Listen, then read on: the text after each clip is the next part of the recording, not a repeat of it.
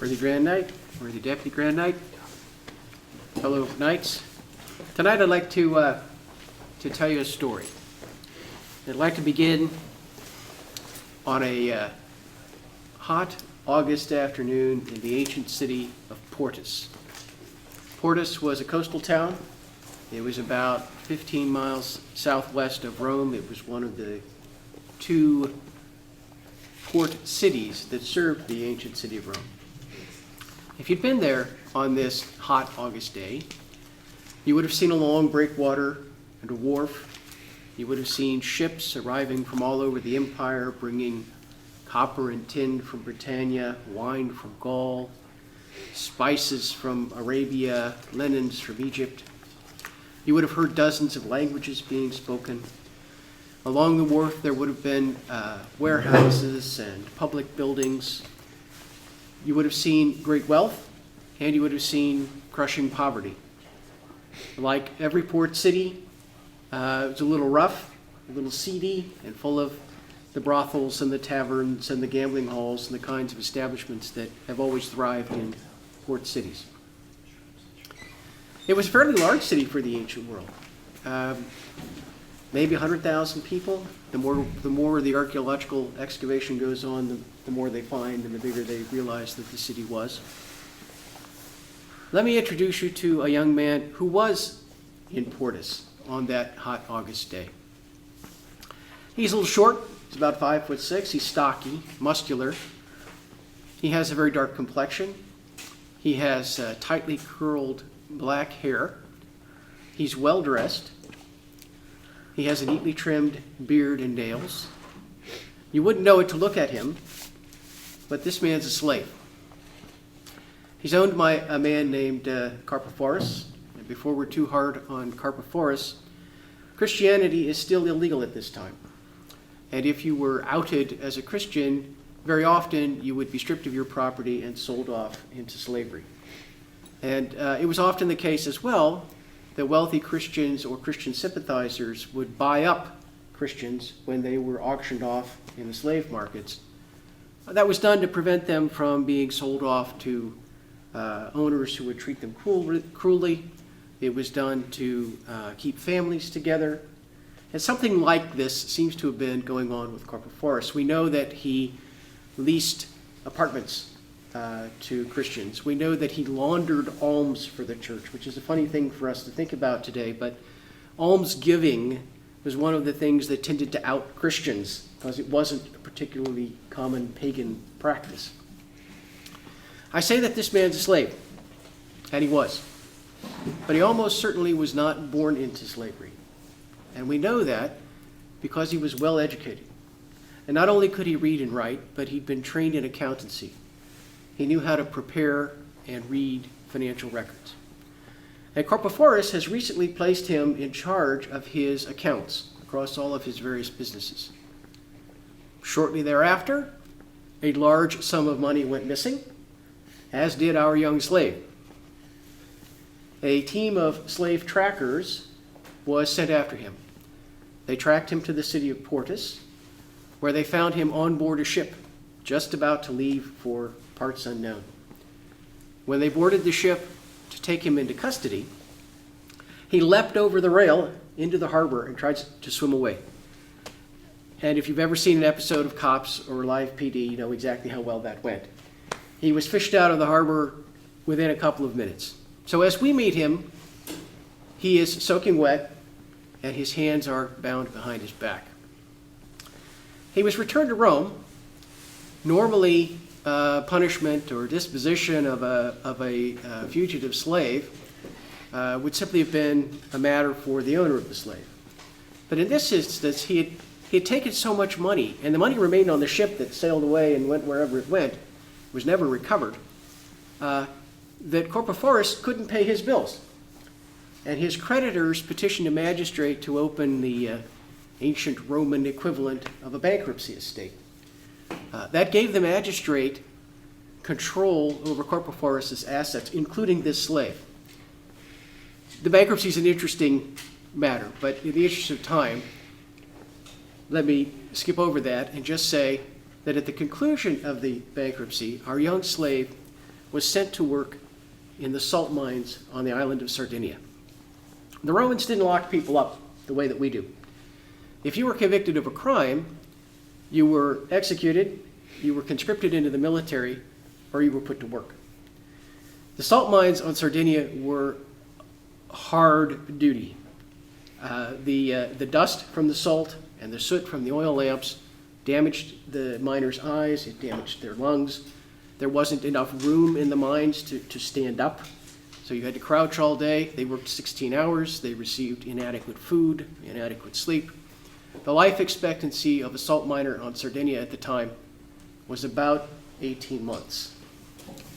So our young slave, he does 9 months in the mines on Sardinia, and he's in a bad way.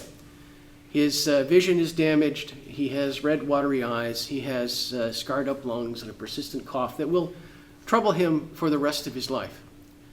But after 9 months, Providence, fate, quirky twist of history intervenes.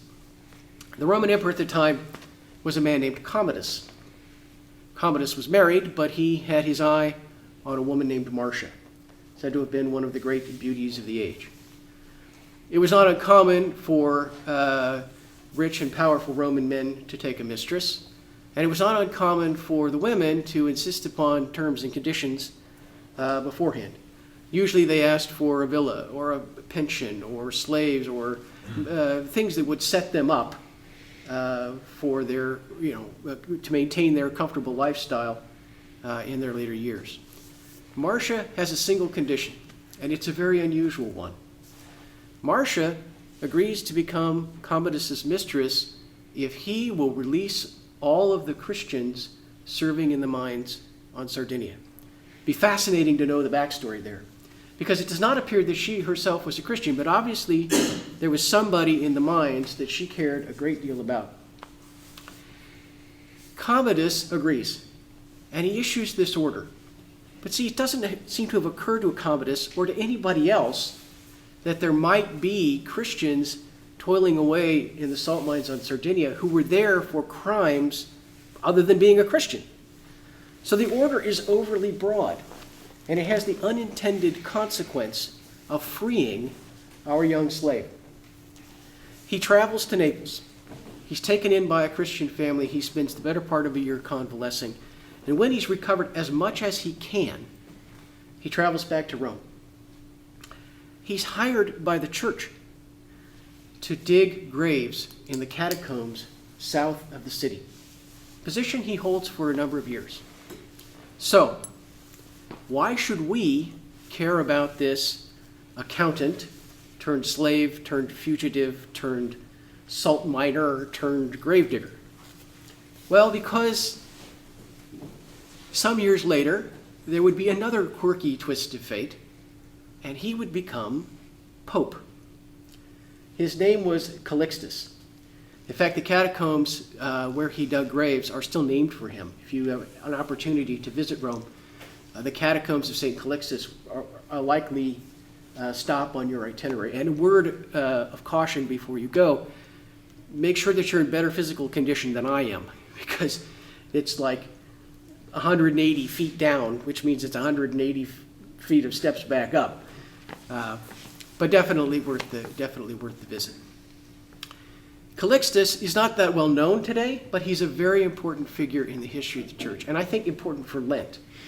Pope Benedict XVI, when asked about important figures of the early church, identified Callistus as the guy he thought was most important. And that's because in the early church there was a dispute regarding how the church should respond in the event that someone committed a serious sin after baptism. And there were two camps. Both camps agreed that if someone committed a murder or adultery or other serious kinds of offenses, that they should be condemned. That was the word they used, meaning publicly excommunicated, and that the Christian community should be informed to have nothing further to do with this person. But they disagreed on whether there should be a process of reinstatement. The minority view was that condemnation was forever. If you committed a serious sin after baptism, you were excommunicated and that was it. That was a minority view, but it was held by some very important and influential people within the early church, Hippolytus and Tertullian, for example. The majority view, however, was that yes, people needed to be condemned. They needed to be publicly excommunicated. The word did need to go out throughout the Christian community that we were to have no further dealings with these people. But contrition, confession, penance had to always offer a way back. And this dispute isn't resolved until the papacy of Pope St. Callistus, who rules doctrinally that in this life we're never too far away from God to return, and that a way must always be available for the penitent to return to the church. It was a controversial decision at the time, but it's been now been our teaching since the beginning of the 3rd century. And I think it's a good thing to think about, in the midst of Lent here. This is particularly a time when we want to reflect on, the areas where we have work to do. We should be particularly examining our consciences and taking advantages of opportunities to go to confession and make sure that we are, in the best possible standing with God and church. And so I thought I would share with you this evening the little bit of the story of Pope St. Callistus, and I hope that it offers you some things to think about, and have a good Lent.